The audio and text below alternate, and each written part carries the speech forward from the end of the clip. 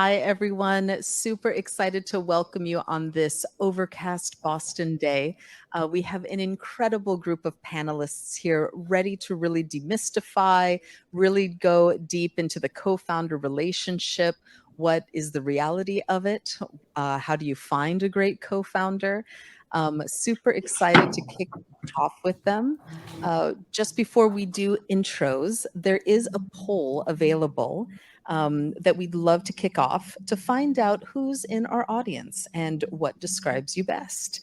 The responses are you're a solo founder, a co-founder, an aspiring founder, or you're a startup supporter.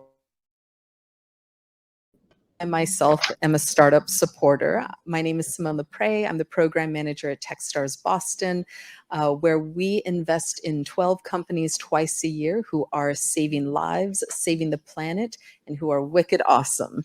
And that wicked awesome goes into everything that makes Boston super unique, where Boston has an unfair advantage. So it could be ed tech, it could be robotics, it could be anything where Boston is where you come to play and dominate. So it's been a blast working with Techstars. If you're interested in finding out more, please let me know. We are sourcing for the next class. So super excited to get started. So with that, I will hand it over to our panelists. We'll kick it off with Hello Prenup. If you could give an intro. Hi, my name is Julia. I'm the CEO and co-founder of Hello Prenup. And Hello Prenup is the first digital platform that allows couples to create a prenuptial agreement online without leaving their couch. And I'm Sarah Beth. I'm the CTO and co-founder of Hello Prenup. I'm based out of Seattle, Washington, but Julia is based out of Boston, so I love coming out and visiting her out in the Boston area. Thank you so much for having us. That's awesome. And now we'll head over to Hello Guru. Angela and Felipe. So I'm Angela. I am the co-founder and CEO of Hello Guru. At Hello Guru, we allow companies to move data from anywhere to anywhere without having to code and allow them to use it in the most effective way. And I can't wait to learn from all of the panelists how do they manage their co-founder relationships and see what we can improve.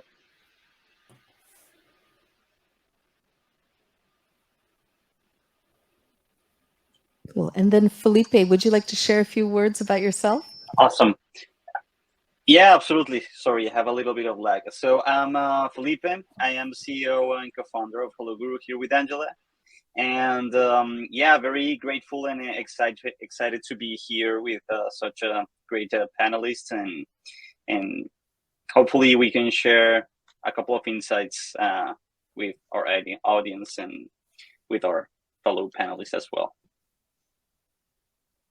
Awesome. And then last but not least, Piction Health, Susan and Pranav. Hi. So nice to be part of this panel and be on this panel with such great people. So I'm Susan Conover, co-founder and CEO of Piction Health. We help every doctor have the visual expertise of a dermatologist. We built up a massive database of skin conditions and trained our AI to be on the accuracy of an expert. And I'm joined with my CTO, Pranav. Hi, everyone. My name is Pranav, and I'm the co-founder and CTO of Piction Health.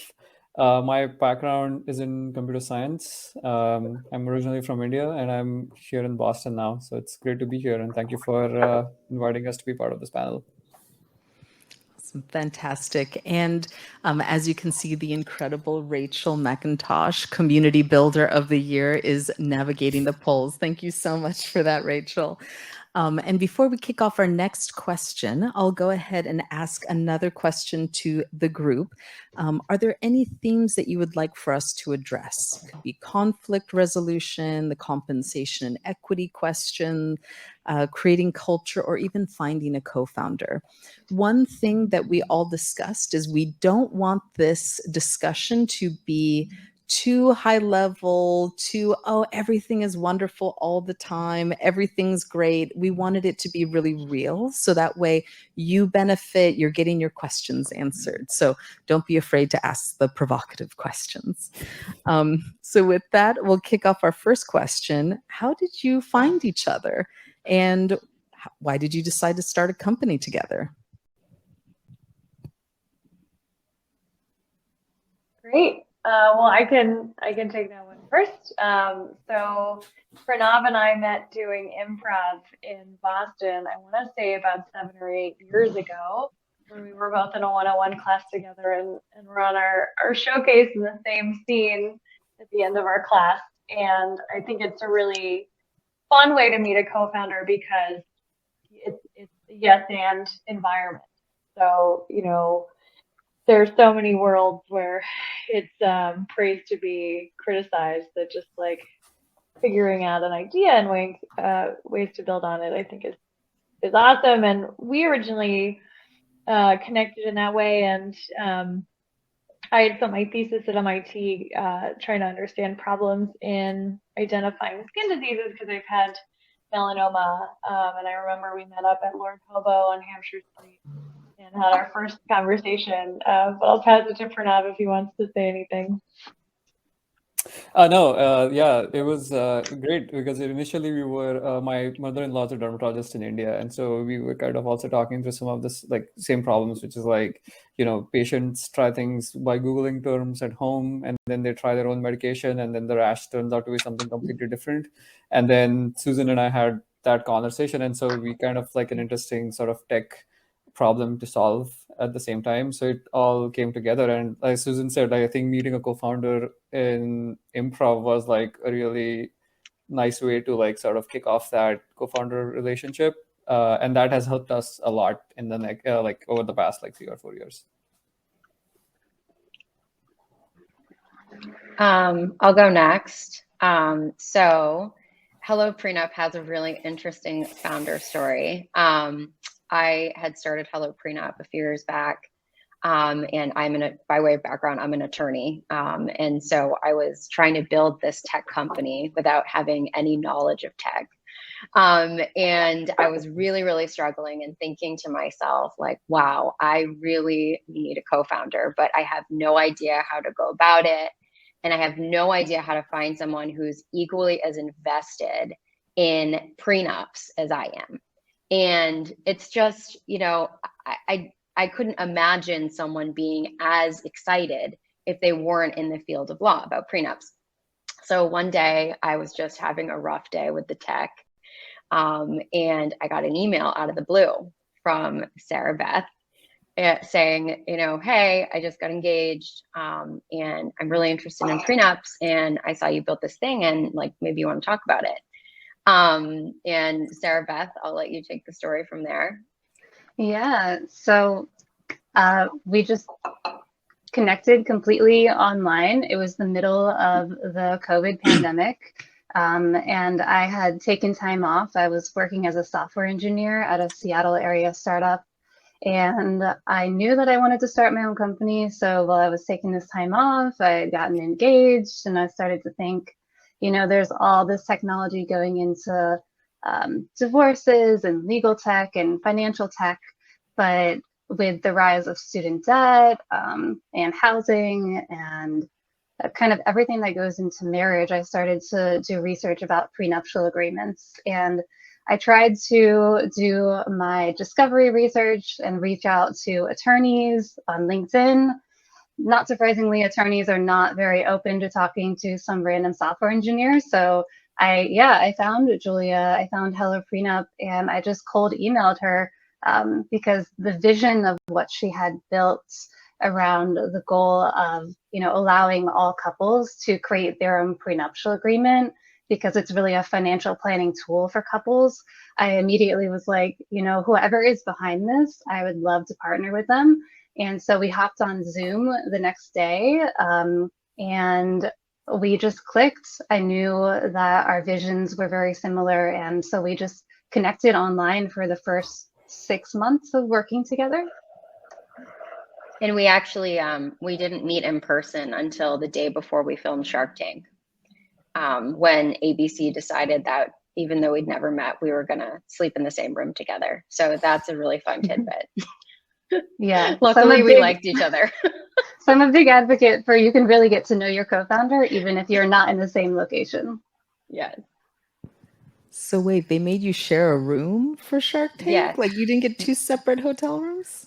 No, and they knew we had never met each other before in person. And so it was pretty hilarious.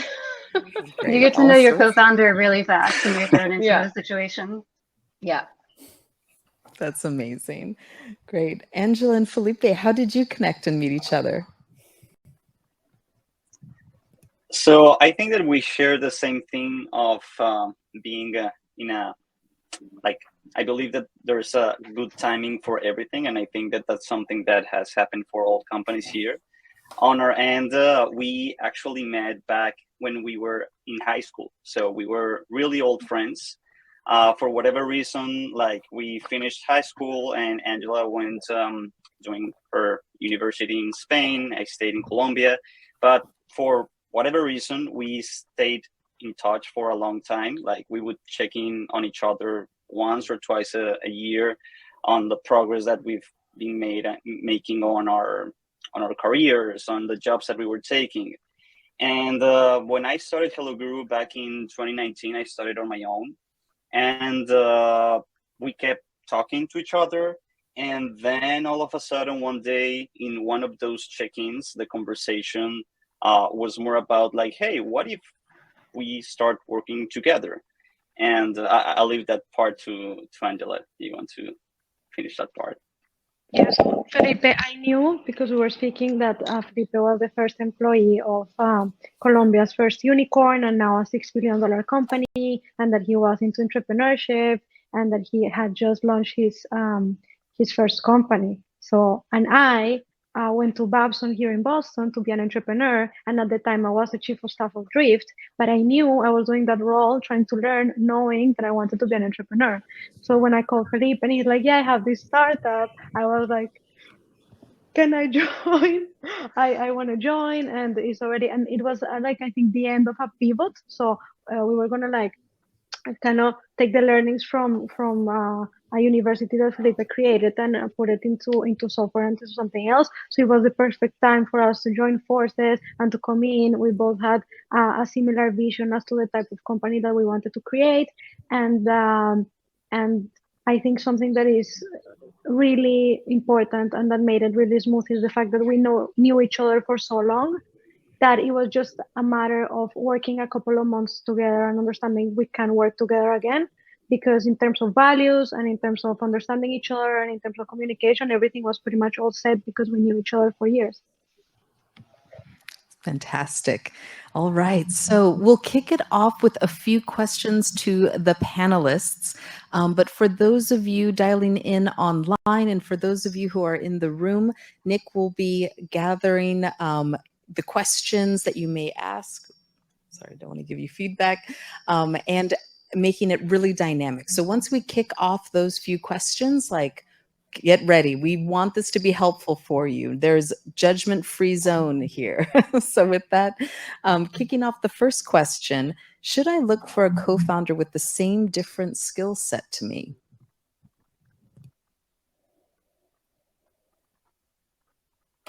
Is anyone supposed to answer? Do you have an order you'd like to go in? It goes to anyone who the question speaks to. So, just briefly, what I've learned in this is you want someone with different skills, but the same value system. And we've, like, Pranav and I have encountered that sort of many times, and it is really helpful, even though it feels like it could be a waste of time at the beginning, but talking through those, what does success look like to you? What is your family situation? You know, like what are you ultimately trying to do here, to sort of make sure those are sort of roughly aligned, because there are a ton of decisions that you have to make when you don't have a salary, or when you like all of these sort of decision points that that you want to like know for yourself and know for your own sort of family and community, but also know for your co-founder, so they can be making decisions that are best for them and their family and community as well. But yeah, Yeah. Julia, did you? Sorry, Pranav, what did you want to say? Oh no, I was just gonna say that yes, I think to add to that, it's like different is I think in short, different is good with the same values. I think that's really well put. The like specifically talking about like the specific skill sets, which is like yeah, tech skills versus like product and like CEO skills. I think that kind of difference that I notice every day, which is like some people are really good at like CEO product stuff, which is like fundraising and relationship building versus like tech. And so I think if you want to like go those two tracks in parallel at the same time and do work on those things really fast, I think different is always better. I think when you're starting off. I would have to agree with you. I think finding a co-founder with different skills is key. Because if you have the same skills, the concern would always be, you know, you're going to be kind of duplicating work or stepping on each other's toes. I think, you know, for Sarah Beth and I, we have totally different skill sets, right? And so kind of bringing those together in a way that, you know, we had the same vision. You know, one of the first things we did was we talked about what we wanted for Hello Prenup. What did we want it to look like? What did we want to feel like? What was the problem we were looking to solve? And then our individual skill sets came into play. I knew how to get there from a legal perspective. She knew how to get there from a tech perspective. I think another thing that's really important in a co-founder is work ethic. So that's something we talked about from the very beginning. What does success look like? You know, how much are you able to work? How much, you know, do you want to work? Is this something that's going to be ultimately a part-time job for you, so that you don't have to be employed by someone else? Or are you looking to scale this as a real business? And so these were all conversations that we had up front and that I think really benefited our partnership. Yeah, and to add on to that, I definitely think with the Venn diagram of skills, there needs to be some overlap.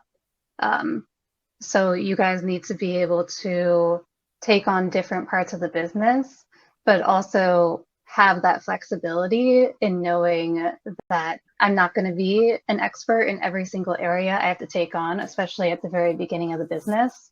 And knowing that you're going to have to stretch yourself, and your co-founder also understanding that they're not going to know every single thing, but relying on yourself and your co-founder to learn those things.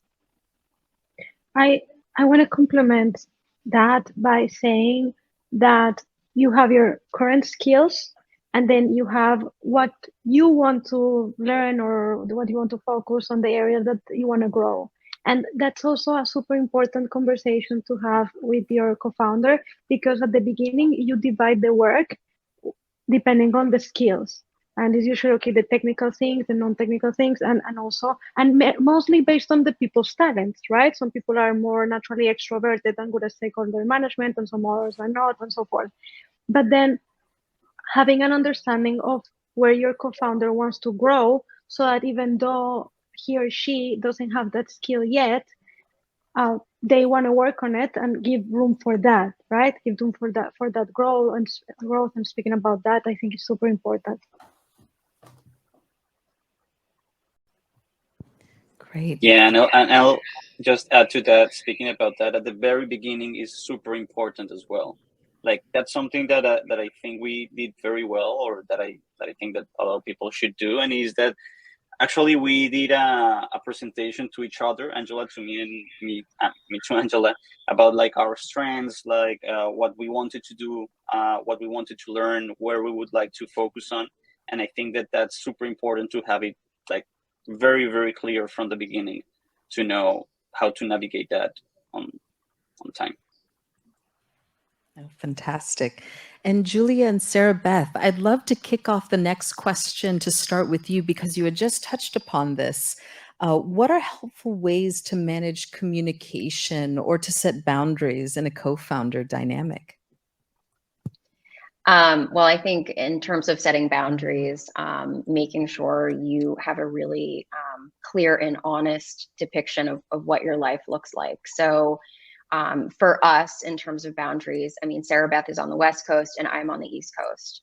I have a 2.5-year-old daughter. So I was very open and honest about, at bedtime, which is 7:30 for me, it's still working hours for you. I won't be available until after bedtime, or from dinner time through bedtime. And so that's something that was really important for me to say up front, and Sarah Beth received it and was very respectful of that. So and of course, same with her. I'm not going to be texting and calling her at 9 a.m. Eastern time, right? Because it's so early there. So I think kind of that honest communication is really key.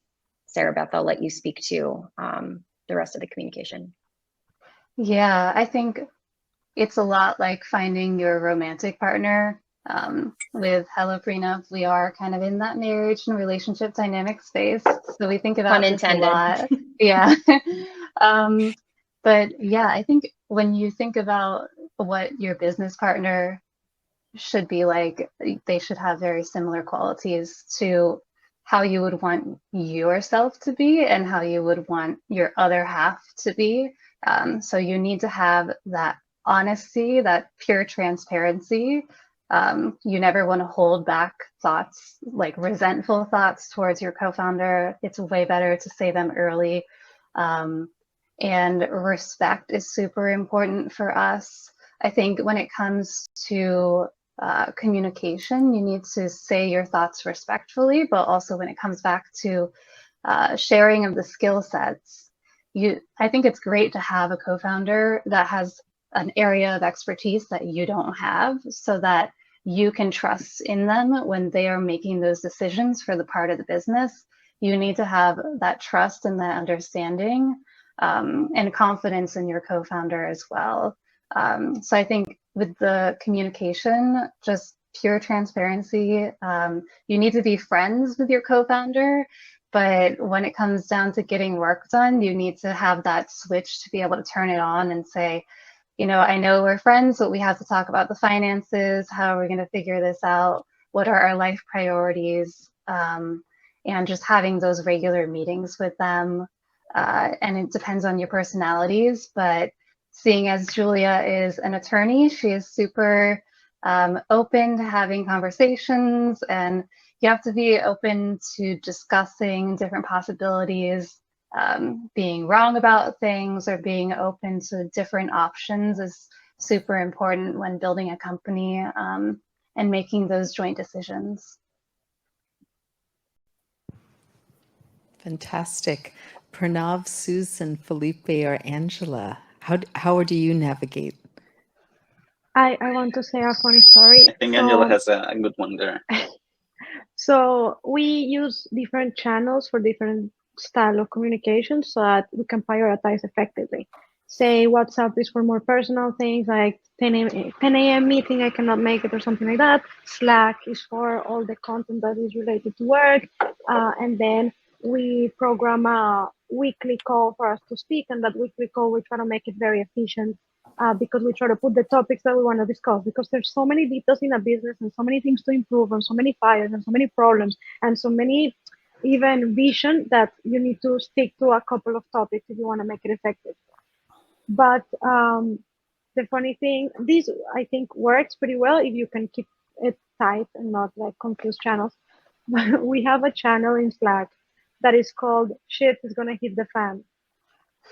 And we both know that if somebody writes something in there, everything else needs to be dropped because it's an emergency. And the funny thing is that we have used that channel 3 times. Like, and I recommend it has been very effective. Yes.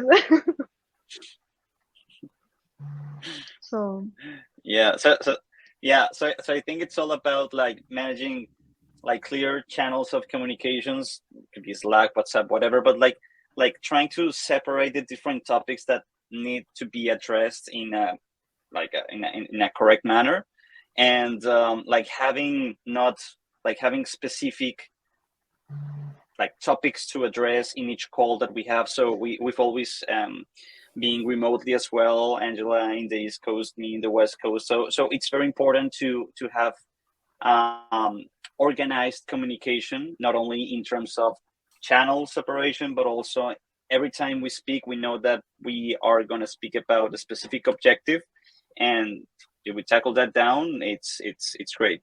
So yeah.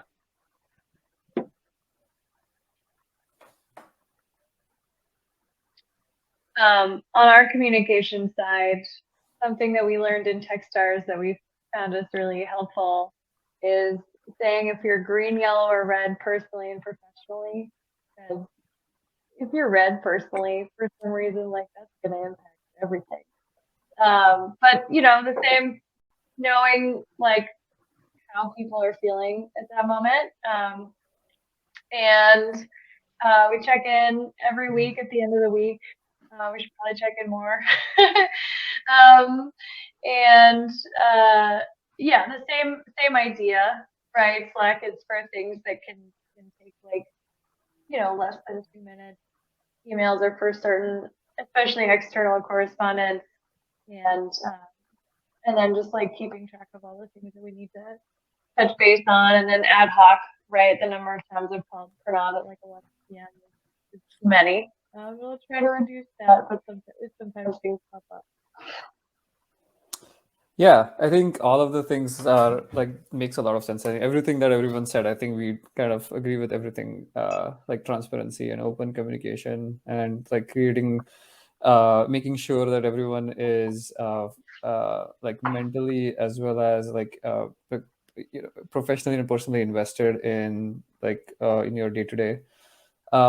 Like initially when we just started out, I was still on a visa, and so I had to like do 2 jobs at the same time. So we was doing that for like 2 years, and so like having that sort of like transparency, like, hey, this is not going to happen for the first 4 days. It's going to take like the next 3 days of the week to work on this. So I think that sort of setting expectations is also part of the managing that relationship. So I think even if you the yeah you it's setting expectations. I think that comes down to that as well. Thank you so much. So this next question, please do not live tweet this one. This is a brave space. We'll kick it off with Piction Health first. Can you share a disagreement when it got really ugly, when you were red professionally or red personally, and how you worked through it?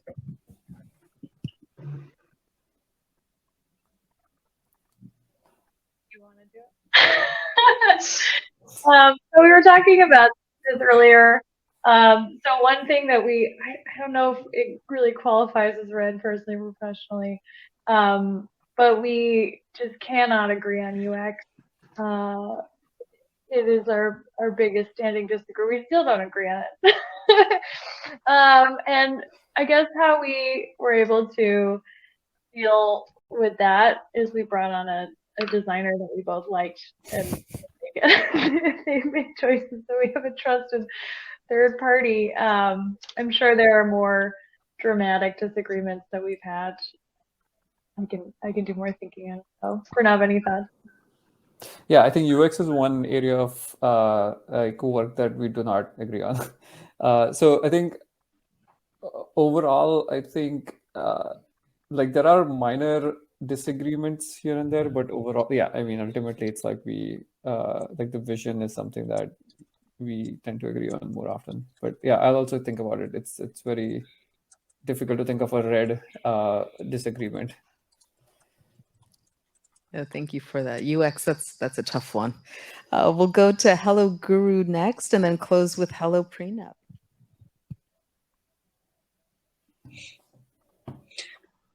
Awesome. So I think that in the startup roller coaster, there's a lot of agreements and disagreements along the way.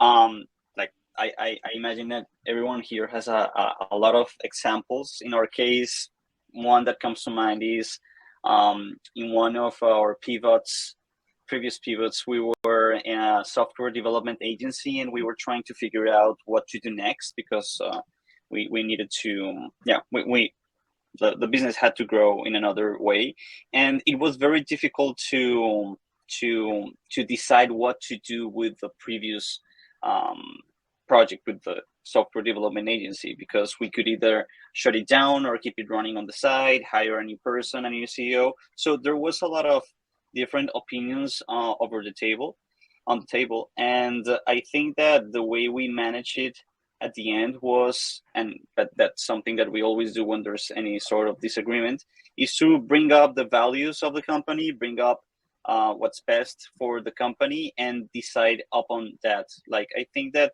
it never serves well a company when someone stands on a decision just because they are saying so. But I think it's very valuable when you have a set of values defined that are gonna help you navigate those moments where there's disagreements and you really don't know what to do. So I think that's it, like having strong values that remind you where you're going. Yeah, to make it super specific, because we mentioned at the beginning of the panel that we wanted like tangible examples. The agency was doing well. We had plenty of clients, plenty of employees, plenty of projects. We had excess demand even, but we sat. So that's why we were like, well, there's money here. Why would we let it go if it's working? We just want to do something bigger, right? We want to do something that is more scalable. And at that point, we had understood that an agency was impossible to scale. So we sat, and one of a part of the vision is that we want to be a unicorn, right? And we want to, like make something big. And so an agency was just going to distract us from that. And even though we put somebody else as a CEO or something, it's always going to take your focus and your time. And so we left the money on the table. We said not to the projects, and we went to create the software that we have today, with the aim of scaling it and having the company that we envision. But that was, now it looks easy, but at that point it was a lot of discussions as to how we're going to tell the clients, how we're going to tell the employees, what are we going to do with the projects, what are the timelines, how do our finances look to make this move, and so forth.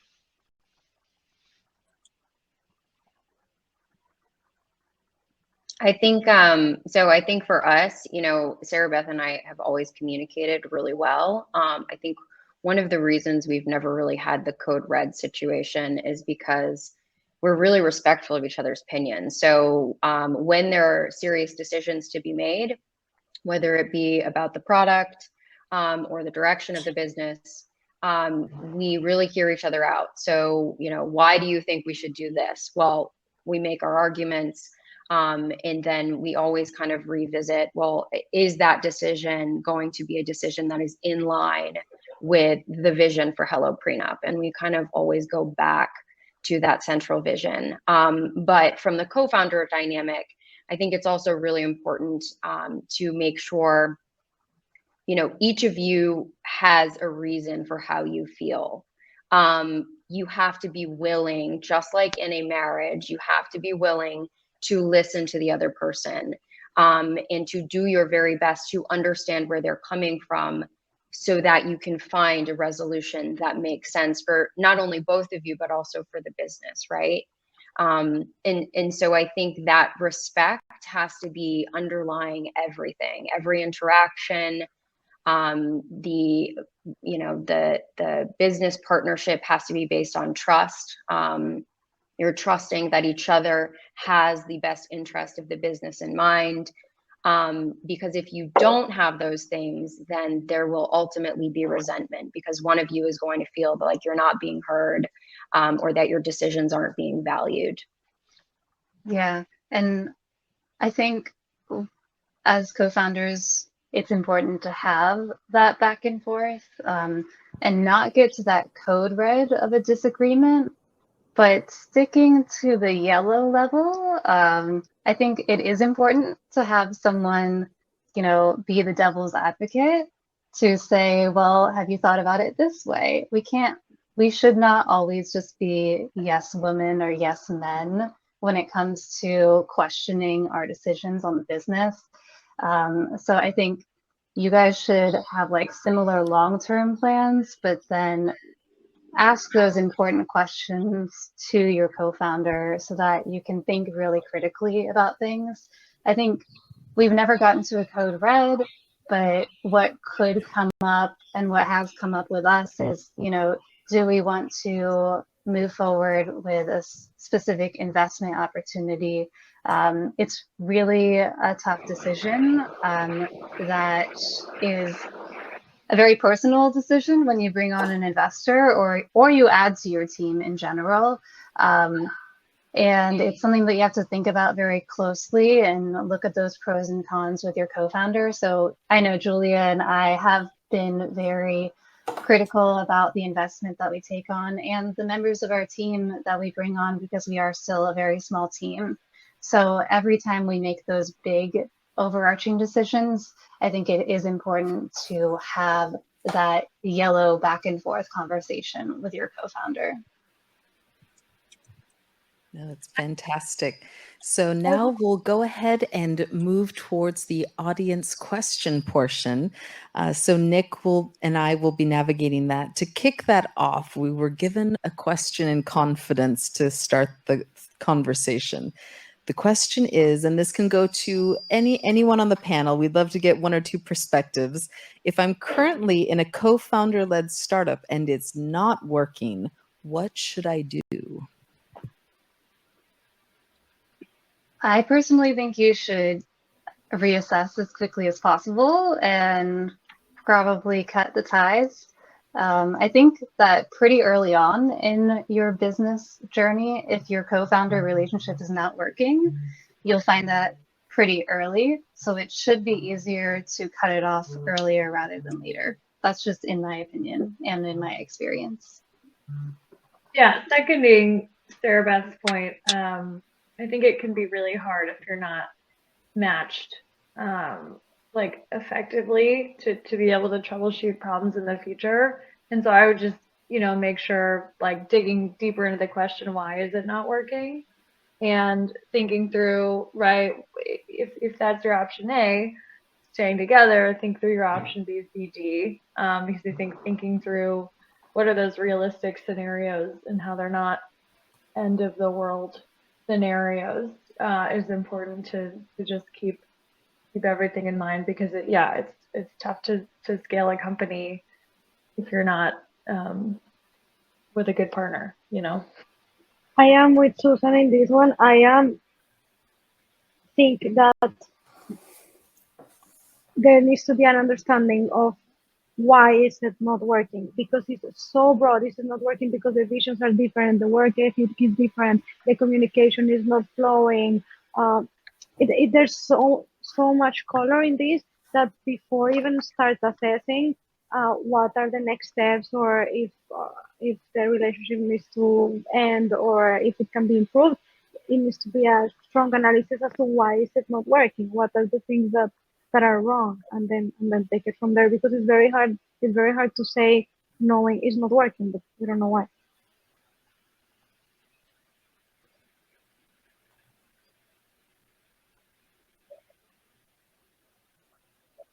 So we do have some questions that came in from our online participants. The first one is from Dan Newman.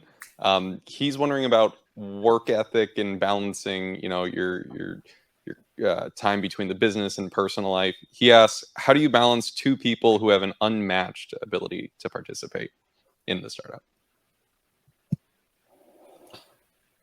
So you go.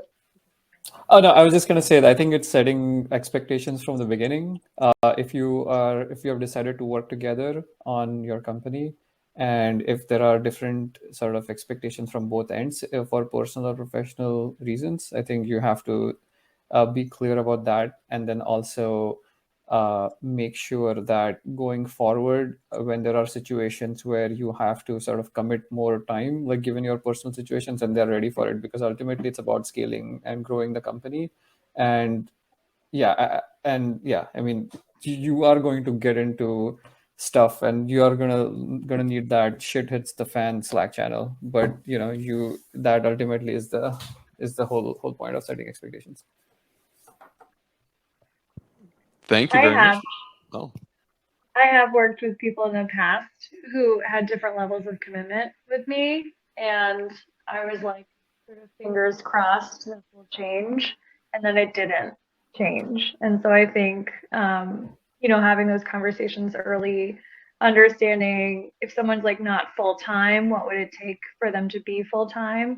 Is there a way you can make it work if they have visa issues, or sort of getting into the details, because that's a really common scenario where someone's like, I'll do this on the side, and someone else is going to commit full time. And it, like, maybe it's just the circumstances, or, but especially if someone says if there's a threshold of investment, like, I'll come on board if we raise from 10 million from X, like that, I would say is a bit of a red flag, because it's like, wanting de-risking. A little bit different than co-foundership. Sarah Beth and I have kind of actually encountered this in the very beginning. So I was funding Hello Prenup from my own money, and so because of that, I had a mortgage and a child, so I was still working full time. And so when we decided to partner, we talked about that, and the understanding was I would continue funding any costs, any base costs that were large, and she would work full time. And then once we started making enough money, she would get paid first. And until we made enough money that I could also then work full time in the business. And so I think, I would say if I were Sarah Beth back then, I would be looking at that as a bit of a risk, right? Because how dedicated am I if I'm starting out on this part-time basis? But I think that's where you have to really try and get to know each other as people. What is that person's level of investment? Are they really interested in working full-time on this, or is this kind of just something they're doing as a hobby? And so we did get to a point pretty quickly where actually we weren't bringing in a lot of money, but we decided that we were going to soon, and it made sense for me to jump on full-time, and so I very happily did. And now, of course, we're in the position where we can pay ourselves. So I think just kind of understanding each other's life circumstances, and trying to work towards a solution that, again, you have to have that underlying value system that is aligned, can really help, because I think that's a very common scenario. I think in a lot of ways, you want your co-founder to be someone that you look up to. Like, you guys need to be similar, but there need to be a lot of things that you respect and a lot of things that you think you can learn from your co-founder as well. So if you have any doubts about their work ethic or their dedication, hopefully you've seen their work ethic. Maybe you've worked with them, or you've worked alongside them on another project. So you have an understanding of their drive and their ambition. If you have any doubts about that, I think you really need to learn more about your co-founder, because you're not going to be able to change them as a person. You want someone who's going to make you grow as a person and kind of fill in the areas that you're lacking as well. But you're not going to be able to force them to be more dedicated to the business if they're not passionate about it, or you're not going to be able to force them to work harder if they want this to be your side gig. So really get an understanding of what their personality traits are when it comes to work-life balance. Thank you very much. We actually have one more question. I think that's all we have time for. One more question, which kind of leads into that. We heard a little bit about this from the Hello Prenup team. This question comes from Sue Fezer. Has anyone been a co-founder with someone where the burden of initial financial investment is carried by one and not the other? And if so, how do you handle that?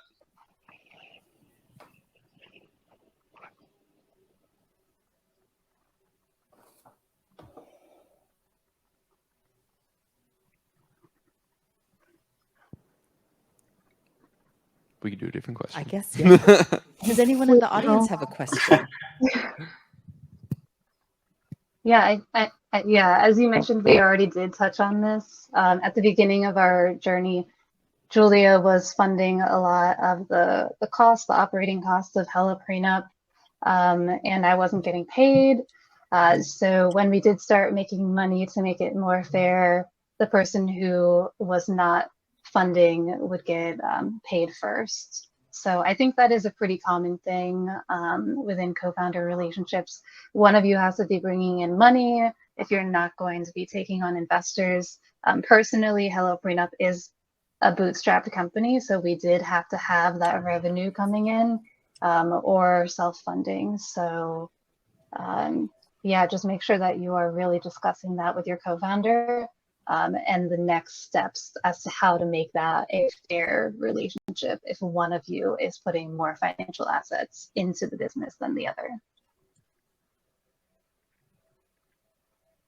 Thank you very much. When we actually have a question from the audience now too. Just a quick question. When you're looking for a technical co-founder, where do you look and how do you go find a person like that?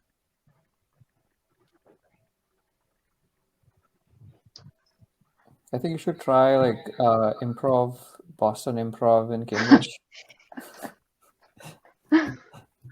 I was gonna say, you can just sit back and hope they email you. I think it's hard, or it can be hard to think of it as a hiring process, because I don't think it really is a hiring process. I mean, every co-founder relationship seems different from the different ones that I've come to know and understand. But what I've seen in the past is, like, if you've known someone you went to high school with or college with or a previous job with, and you did work alongside them, and you did get a sense of work ethic and values, and having the open conversation, because you are also, like, by saying, hey, let's do a startup, you're also saying, hey, you may have to make a lot of sacrifices in order to fulfill a big vision. And I think, especially in the startup world, there's a ton of people who are excited about startups. And maybe, like, at least from what I understand, 1 in every 1,000 that will actually jump and do it and make a life change. And so you're sort of trying to find the people who are really dedicated, and so having previous interaction with them can really. I think one other thing to add to that is that the network effect is critical in finding someone that you would want to work with. Like, for example, if you are part of like your previous job, as Susan mentioned, but at the same time, there could be like Slack communities, or like, like, for example, in Boston's Venture Lane and things like that. So there are like a lot of founder community that you can get that you can interact with, and they can make a connection. And I think warm intro and warm connections, I think, are the best way to find a co-founder, because you already have that accountability with that person who's connecting you, so that they don't ghost you if things don't work out. But there's an honest communication that happens. Something that Felipe taught me that I thought it was really interesting is I remember the first UX UI designer that we had. Felipe hired him, and he was really talented. And I asked him, he was from Bangladesh or something. So I asked Felipe, where did you meet him?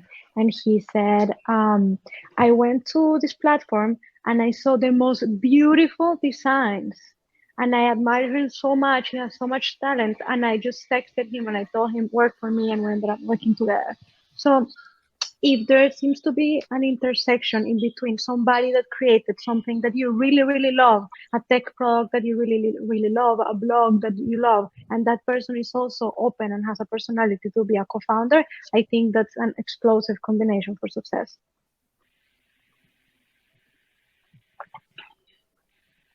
Fantastic. Well, I know we are running short of time. Please give a round to our panelists. Thank you so much. Lots of wisdom, and I think there's going to be a lot of Slack channels being developed of shit hit the fan. So that was great. Thank you so much. And with that, I'll hand it over to Nick.